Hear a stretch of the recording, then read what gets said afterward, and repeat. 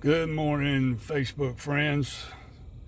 It's been a while since I made a video, and this won't be one of my crazy antics, but just want to make a video. It seems to be so much easier to do than what I've got to say, but I don't know how much longer it will be up on my page. I don't know how much longer I'll keep it up. Don't know if it'll be taken down, but and I'll make it as short as possible because you all know I can get long-winded. But I just want to talk about the state of our nation or union. And I feel like that really we need to be flying the flag upside down. Our nation is in distress. I know we have said that time and time again, but we are really more in distress now than we've ever been. And I just wanted to throw some things out there. I just wanted to talk a little bit about what we need to do as patriots who love our country, who love our Constitution, and who loves what is provided to us in our Constitution. Because we're really at a tipping point, and we've got to start doing more than just bumping our gums on Facebook. And I know Facebook's good to release some stress. The beat is a lot cheaper than laying on that couch in front of that psychiatrist for sure. But we need to start mobilizing.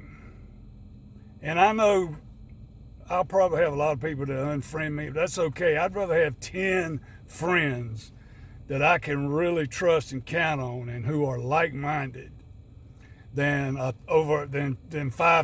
Facebook friends who are just here for whatever reason. But I'm actually on my way into Walmart pharmacy right now. I want to get a printout of the medications that my mom takes, and I want to take it to a local pharmacy and see if they can compete with those prices and discounts that Walmart offers. Because I believe that we really have to mobilize and break the backs of big box and big tech. And nothing wrong with being on Facebook and Twitter, but we really need to start looking for ways to build our own social media and networking. We need to look at other alternatives besides big box.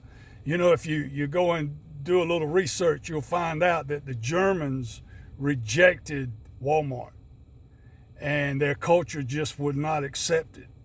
And it's no coincidence that Germany has one of the strongest middle classes in the world. It's up in the top 2 or 3. It used to be number 1. And we've got to get back to where our middle class is strong. And we've got to quit being slaves to big box, big tech. And believe you me, I'm just as guilty. I've always loved Walmart. I was a big Sam Walton fan, but that was back when America was first. That's basically what Sam Walton was all about. America's first. Everything was bought in the USA. But now, once you get out of the produce section, there's hardly anything made in the USA in Walmart. And you better be careful what you buy in the produce section. The only fish that I buy now is cod. Everything else is China or Thailand or wherever. But anyway, just wanted to throw this out. Hopefully I can network and we can do some get together, maybe in some chat rooms or something, maybe on another social media like Parler or MeWe, and start talking about how we can mobilize and network and break the backs of big tech and big box stores and get back to where we were in America when the middle class was strong, and that we knew who our neighbors were. I don't know if you all saw it. I sent it on Messenger to some, but there's a video from a guy up in West Virginia. I haven't done any research on it, but he claims that they're moving out Americans in this one neighborhood to bring in like 80-some thousand refugees from Syria and the Middle East, and they're even building a mosque, and it's all taxpayer funded. That sounds unbelievable, and like I say, I haven't done the research on it, but we really need to look into things like that. Listen, folks, I think what happened on January 6th was premature, very premature. It was rookie-ish. Listen, if you want to know what a real insurrection is, you need to do your homework. It's a lot more involved than a bunch of rookies going up to the Capitol, and that guy, that Q guy with his, I call it his Fred Flintstone Moose Lodge helmet. It's a lot more sophisticated and involved than that. And if the Democrats are worried about that, and we all know they're using it as theater. They're just using it to make all Trump supporters look bad. But I gotta tell you, I have to confess, at what point do we seriously talk about a real insurrection? Now, if anybody wants to report this to Facebook or the authorities, I'm not making any threats. I'm just putting it out there. We have to ask ourselves the question, what does a real insurrection look like? I can assure you, and most of y'all know more than I do, that it involves more than what happened on January 6th. We're talking about underground guerrilla warfare. And folks, let me tell you something. I would venture to say that 2/3 of law enforcement and the military are pro-Trump. Okay? They've already got a lot of Capitol Police under investigation on what happened January 6th. And, I don't know if you all seen that Raging Cajun Lieutenant General running his big mouth, Lieutenant General Honoraries, I think, but he is really outspoken, and he is a nut job, and it's kind of concerning. But I can guarantee you that there's top brass in the military in general is far more pro-Trump than they are the radical left. And but folks, we need to really get serious about it, because these folks are trying to destroy our country, and some of them are intentionally doing it. And the cancel culture is revealing their hand more and more and more. It's not a figment of our imagination. They're just flaunting it now. Okay, they used to do things underhandedly and try to pass through legislation and do it sneaky while we weren't paying attention. But they're just putting it out there now. They're really flaunting it, and it's because they're greater in numbers now. It used to be a time when I remember, it wasn't that long ago, when people like Louis Farrakhan were considered absurd and the fringe, even among the black community. They distanced themselves from Louis Farrakhan. But folks, let me tell you something. The heart of Black Lives Matter message is exactly what Louis Farrakhan has been preaching for decades. It's radical Marxist theology. Check it out.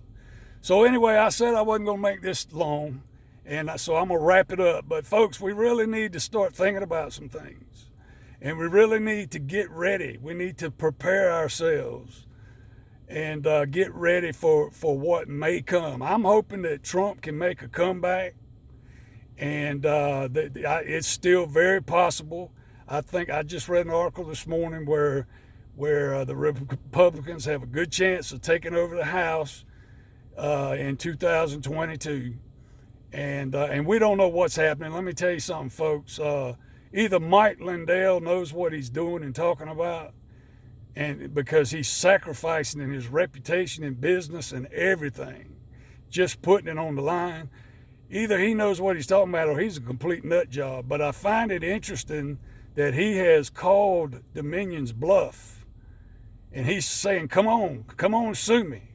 Because it will give him a chance to present his evidence in court. And you haven't heard anything really from Dominion, okay?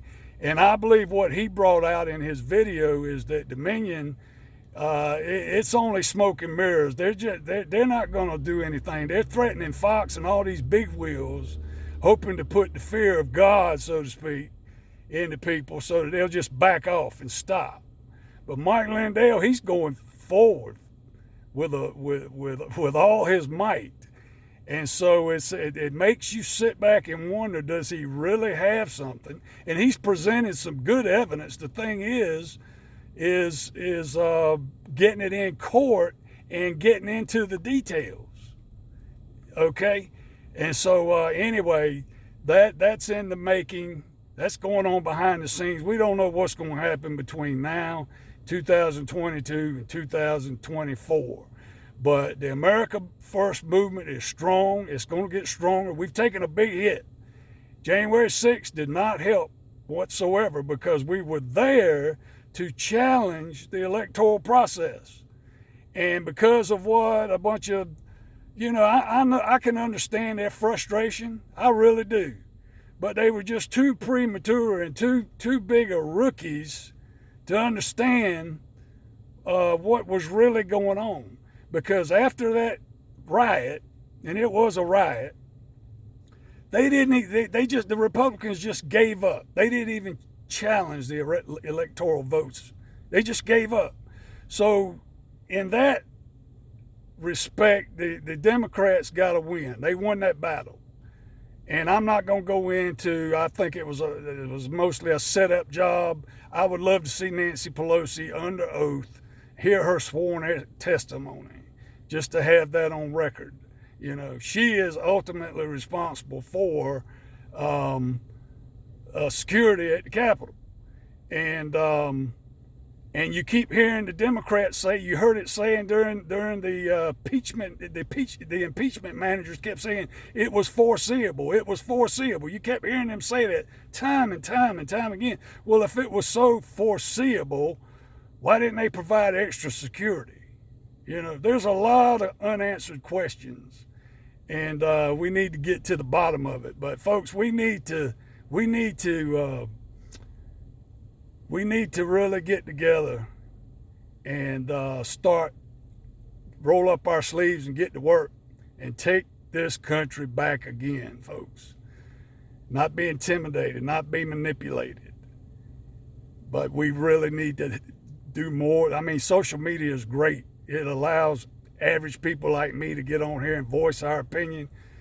But we need to do more than just get on social media and bump our gums, and I'm just as guilty. So anyway, if you're interested in getting together, mobilizing, networking, let me know. Inbox me, let me know. And we'll talk to y'all later. Y'all have a great day.